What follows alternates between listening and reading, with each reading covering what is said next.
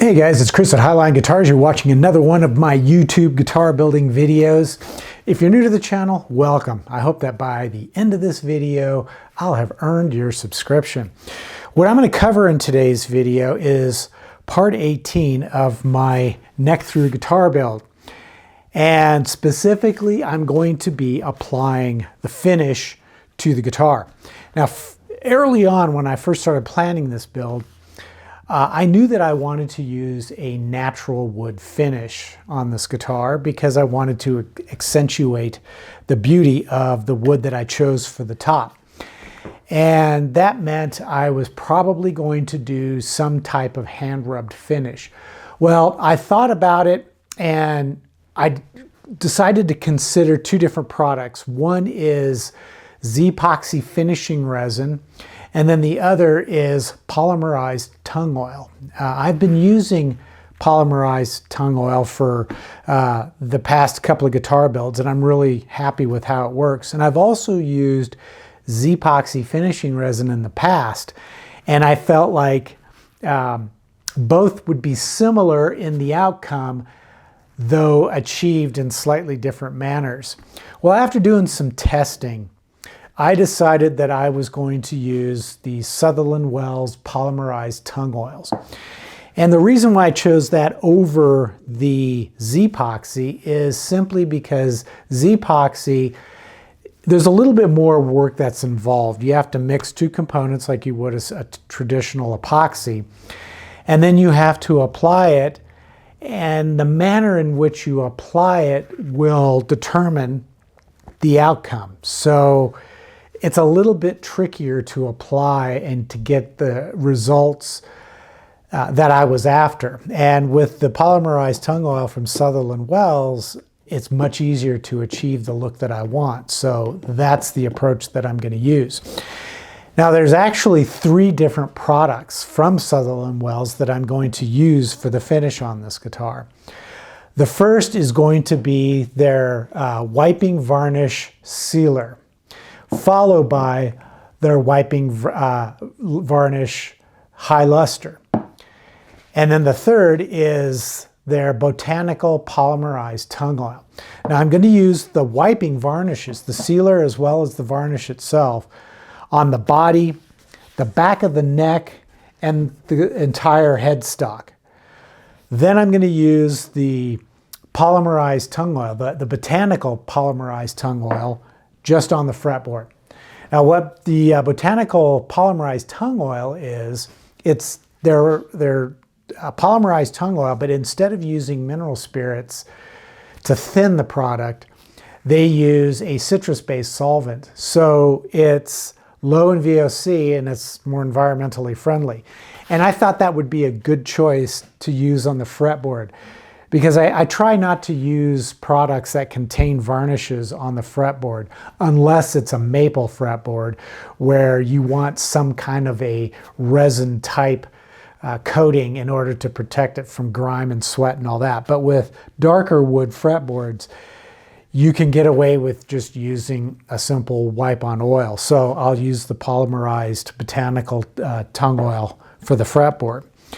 All right, so without further ado, let's stop chatting and start wiping on some finish. Okay, so Sutherland Wells refers to their varnish products as a system. You would start out by applying a sealer first, probably about 2 coats, and then after that, a couple of coats of the high luster varnish. The reason why you really want to use both products is because if I were to apply just the high luster varnish by itself, the first several coats are going to soak into the wood and not achieve the look that I want. By using the sealer, it's going to fill the grain and pores so that when I apply the varnish will sit more on top of the wood and then achieve the look that I'm after. Now, they refer to the product as either high, medium, or low luster. And luster is a term that I think confuses a lot of people. In the finishing industry, we talk about luster and we talk about sheen. Sheen is actually graded from 0 to 100, with 0 being absolutely dead flat matte and 100 being the highest gloss reflective surface you can get, like a mirror. And luster is a little bit different. Luster is what happens when a finishing product soaks into the wood, dries, and enhances that wood's the grain and pore structure, figure, and that sort of thing, and gives it an almost three-dimensional look to it. When you wipe down a surface of wood with like alcohol or acetone or mineral spirits, it looks great when you first apply it. The wood darkens and you can really see the grain. That's luster. But once it dries, it's gone. So water, mineral spirits, alcohol, and acetone are all almost zero luster products. You apply it, they dry, you see no luster. But oil products like tung oil and boiled linseed oil, when you apply it, it soaks into the wood and dries, but its reflectance remains inside the wood, so the wood stays dark and the grain is enhanced. That's why when you take either like a boiled linseed oil or a tung oil and apply it to flame or quilted maple, it becomes almost three-dimensional. That's luster. So this particular formulation is a high luster. So it's going to have a glossier sheen to it, which is going to remain after it dries inside the wood and thereby enhancing the wood grain. So when it dries, it's not going to go back to looking the way you see it here. Now, to enhance the appearance of the luster, what I have to do is apply the sealer first. And really what that does is it helps to prevent applying way too many coats to achieve an appealing look. Using the sealer means 2 coats of sealer, 2 coats of varnish, and I'm done. Now I have to allow 24 hours between each application to let it dry completely before applying the next. So the total time it's going to take to apply this finish is about 4 days. 2 days for the sealer, 2 days for the varnish. But once it's dry after that, the final coat of the varnish, you can handle the guitar no problem. So we're going to start out by applying the sealer. Now I've already sanded the body to 600 grit. Everything is extremely smooth. Everything's been cleaned off. I wiped it down with first a tack rag to remove the dust, and then I wiped it down with another cloth that was soaked with mineral spirits to help remove any last bit of dust, because we want absolutely no dust on here. And I'm going to wear a pair of gloves just to keep my hands clean.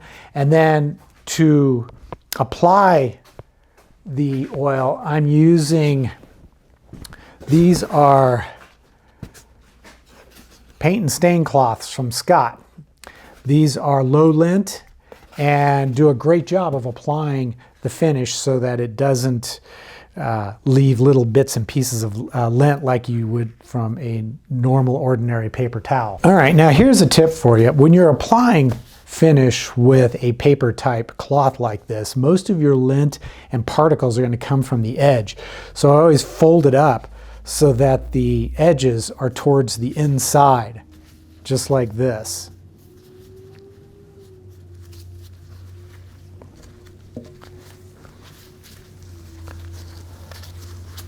And then I use this part here to apply the product.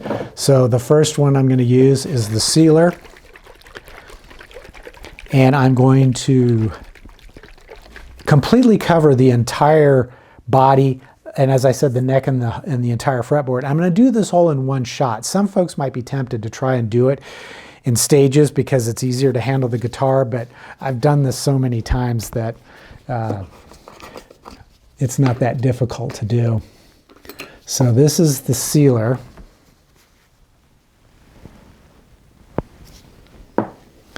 Now watch how this transforms the wood. Look at that.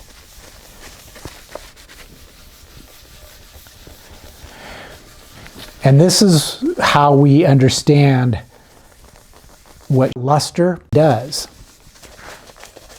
With luster, the oil soaks into the wood, it darkens it, it enhances the grain, but it stays that way even after it's dried. So it's a high luster product. Now the difference between their high luster varnish and their low luster varnish really has to do with the amount of solvents that are in the product. The low luster has more solvents in it, and that thins the product down. So when it dries, there's less of the tung oil that remains, so the luster is lower. Now you'll see how this surface looks really oily, and you'll think you don't want to touch that, which is true. You don't. That's why you wear the gloves. But this has a long working time. So as I'm applying the finish to the rest of the guitar, if I accidentally touch where I've already applied oil, no big deal, because I can hang the guitar up later to dry and just wipe out the areas where that oil or where my fingers may have touched the wood.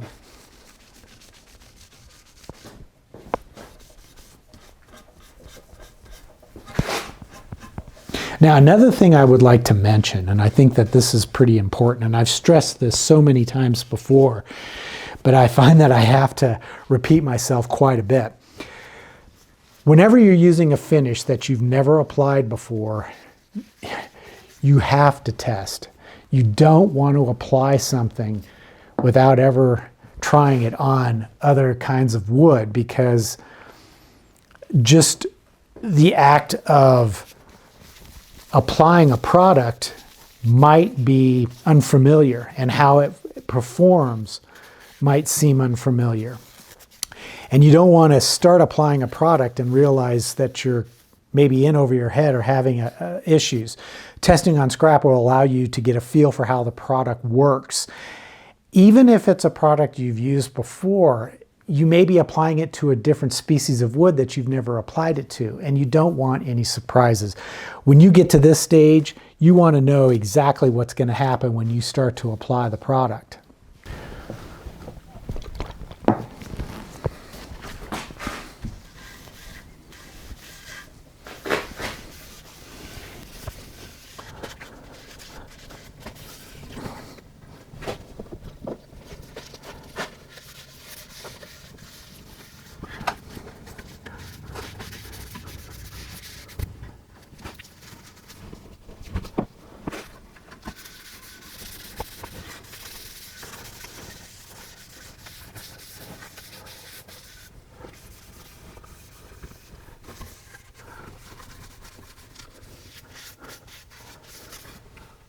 All right, now a word about oil-soaked rags.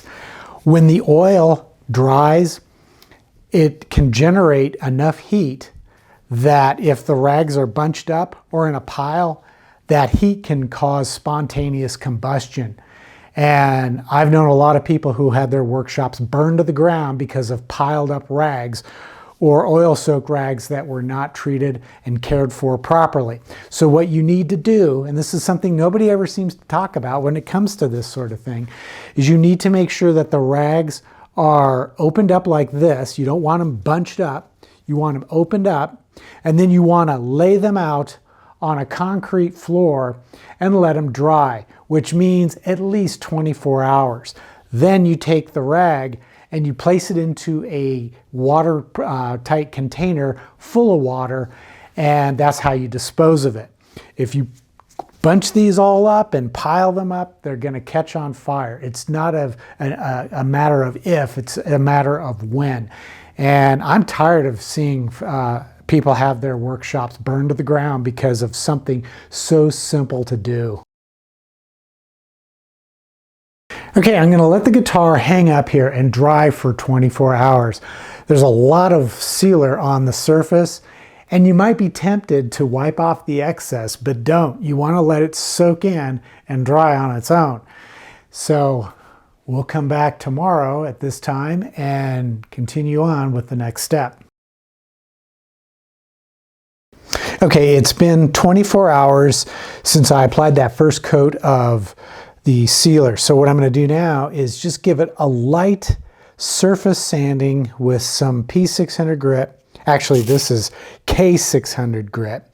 This is the Super Acelix, which is sold by Eagle Abrasives. And I love this stuff. It's an amazing abrasive. And it comes from Japan, so it uses the K grade designation instead of P. So, but it's basically pretty similar if you compare the grit designations. It might be a little bit different, but it's not that big of a deal. So I'm just going to go over the surface very lightly with the 600, and then we'll proceed with the next step.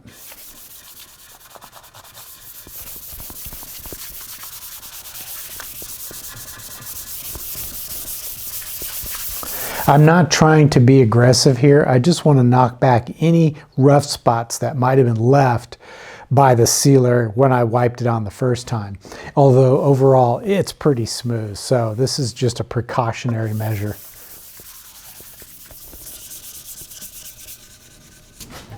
I'll do the same with the headstock.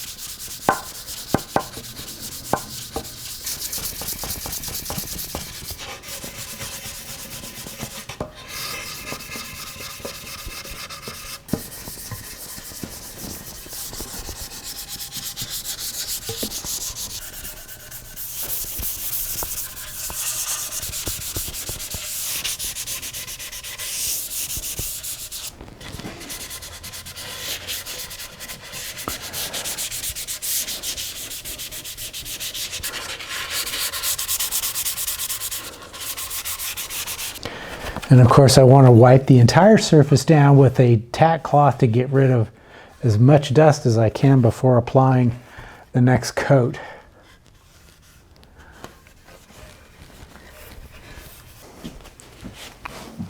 And now I will apply the second coat of the sealer just like I did the first coat.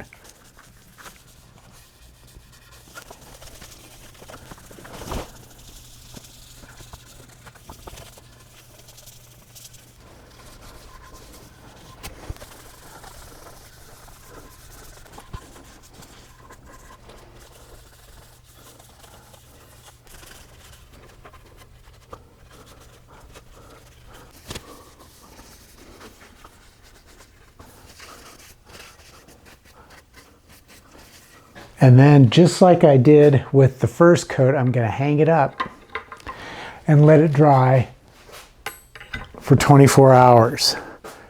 And then I'll come back and determine whether or not I need to repeat the process. But usually 2 coats of sealer is enough, so I should be fine after that. Well guys, it looks like I'm going to have to end this episode at this stage. I was hoping to complete the application of the finish, but that's going to have to wait, unfortunately, until the next episode, which is going to be part 19. So be sure to check that out. And I hope that you've enjoyed this video and are enjoying this whole series. So if that's the case, be sure to click that thumbs up button down below. And if you're new to the channel, again, welcome. I hope I've earned your subscription. So until episode 19, take care, stay safe, and I hope you'll be back to continue along with this journey.